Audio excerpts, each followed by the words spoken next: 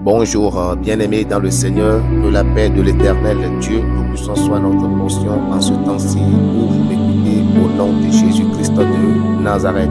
Déjà, je vous souhaite une bonne semaine dans le Seigneur, que l'aller, le retour de chacun soit sous le regard du Tout-Puissant au nom de Jésus. Bienvenue dans Puissante Prière Matinale. Ce matin, nous allons prier pour confier cette nouvelle semaine à l'Éternel Dieu Tout-Puissant. Il est écrit: au commencement était la parole était avec Dieu et la parole était Dieu. Alors la parole qui sort de notre bouche est Dieu et elle est capable de changer, de transformer toute malédiction en bénédiction ce matin. Voilà pourquoi, bien-aimé, je t'invite à remercier le Seigneur pour la vie qu'il t'a accordée, à confier tous les jours de cette semaine entre les mains de l'Éternel. Que tous les jours devant toi en cette semaine soient sous les regards de Dieu. Au nom de Jésus, nous sommes en prière. Éternel Dieu, notre Père, Dieu Tout-Puissant, nous te bénissons. Nous te disons merci, Éternel Dieu Saint, pour ta grâce. Nous te disons merci, Papa, pour l'amour que tu as pour nous. Merci, Éternel, pour le réveil. Tu nous as donné la grâce de voir le jour. Nous te bénissons, Éternel, notre Dieu, pour cette grâce. Nous te glorifions, Éternel, notre Dieu, pour l'amour là que tu as pour nous. Merci, Seigneur, pour cette grâce que tu nous accordes d'avoir la santé. Merci pour la vie que tu nous donnes, Seigneur. Nous voulons te confier ces jours de la semaine entre tes saintes mains, Seigneur, et demander ta grâce, ton amour sur la vie de chacun de nous. Papa, prends contrôle et glorifie ton nom.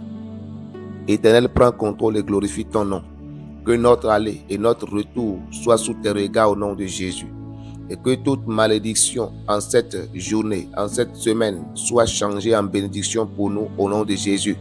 Que tout piège de l'ennemi tendu devant notre face pour nous créer des accidents, pour nous créer des morts, pour nous créer de maladies, Seigneur, que ces pièges soient changés ce matin en bénédiction au nom de Jésus.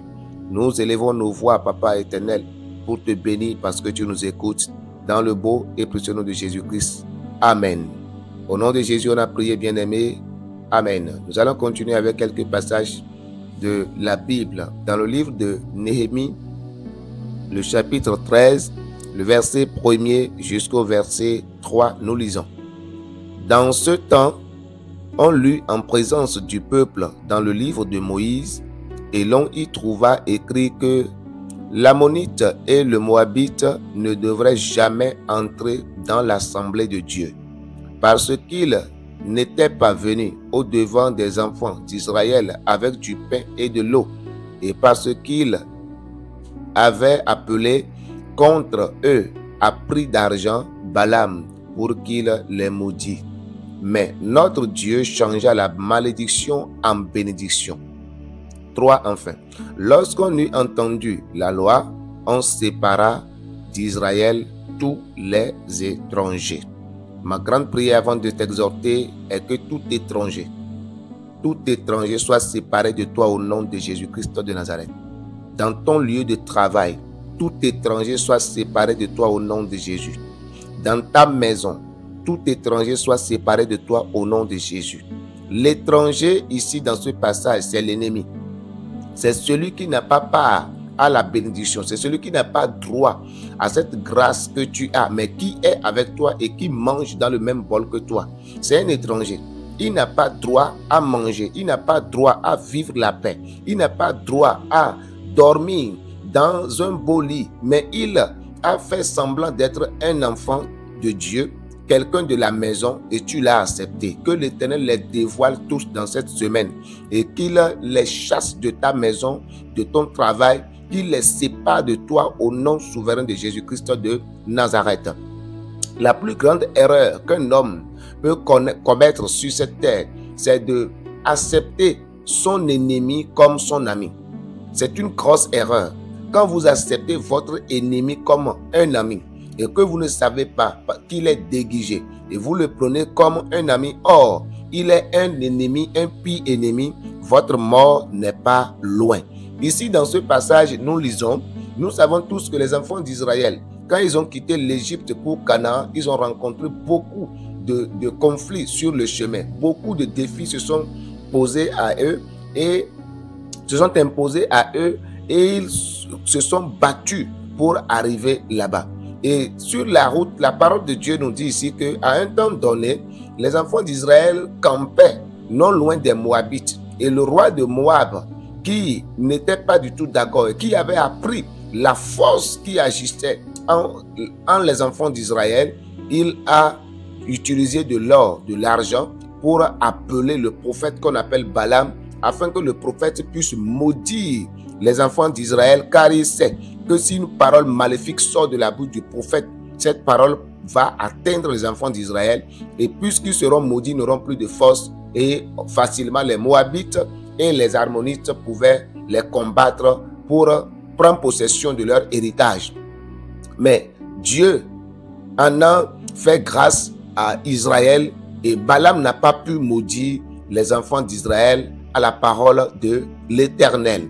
Bien-aimés dans le Seigneur, c'est ce que j'étais en train de dire tout à l'heure, que si vous prenez un ennemi avec vous, pensant que c'est un ami, votre mort n'est pas loin. Et ces personnes ont refusé d'aller au-devant des enfants d'Israël pendant qu'ils étaient en guerre. La Bible dit que parce qu'ils n'étaient pas venus au-devant des enfants d'Israël avec du pain et de l'eau, pendant leur souffrance, les Moabites et les Ammonites se sont montrés indifférents. Ils sont restés très loin d'eux. Ils ont fait semblant de ne pas voir leur combat, semblant de ne pas voir leur faim, semblant de ne pas voir leur nudité. Et c'est quand tout est bon pour eux, et c'est quand ils vivent dans la paix, que les Moabites et les Ammonites ont commencé par se montrer comme les parents, ont commencé par se montrer comme des frères, commencé par se montrer comme des amis. Et nous avons toutes ces personnes que nous avons englobées dans notre parcours sur la terre ici. Nous avons toutes ces personnes que nous avons mis dans nos poches aujourd'hui comme amis, comme frères, comme sœurs, qui ne sont pas en réalité qualifiés d'être frères. Bien aimé, avant de prendre quelqu'un comme frère, il faut d'abord l'examiner. Est-ce qu'il a les qualifications d'un frère? Est-ce pas parce que vous êtes nés de la même famille et que vous signez la même famille qu'il est d'officement ton frère? Non.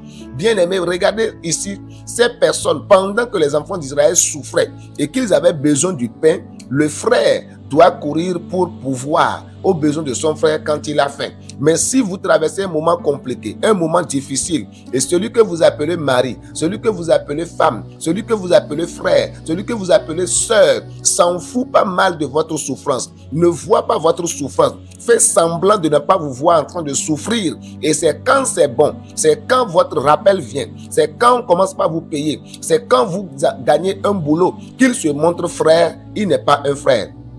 Il est un danger pour vous. C'est ce que les Moabites ont fait pour les enfants d'Israël. Les enfants d'Israël n'ont pas tardé à les séparer du peuple. La Bible dit que lorsqu'on eut entendu la loi, on sépara d'Israël tous les étrangers. Ce matin, je voulais t'exhorter que tu saches avec qui tu marches, tu saches avec qui tu partages ton pain. Qu'est-ce que cette personne a fait pour toi pendant que tu traversais ton désert? Et que l'Éternel Dieu Tout-Puissant te donne le discernement de savoir qui est ton ami et qui n'est pas ton ami. Et cette semaine, je prie pour toi que l'Éternel sépare tout étranger de toi de cette semaine au nom de Jésus. Dans cette semaine, que Dieu Tout-Puissant qui a séparé les Moabites et les Ammonites des enfants d'Israël afin de leur donner la paix, te sépare de tout étranger au nom de Jésus-Christ de Nazareth. Toute malédiction, toute personne maléfique qui est entrée dans ta vie et qui sont des portes ouvertes pour les démons, soit localisée, séparée de toi en cette semaine dans le nom de Jésus-Christ. Amen. Bonne semaine à toi et que Dieu exauce ma prière.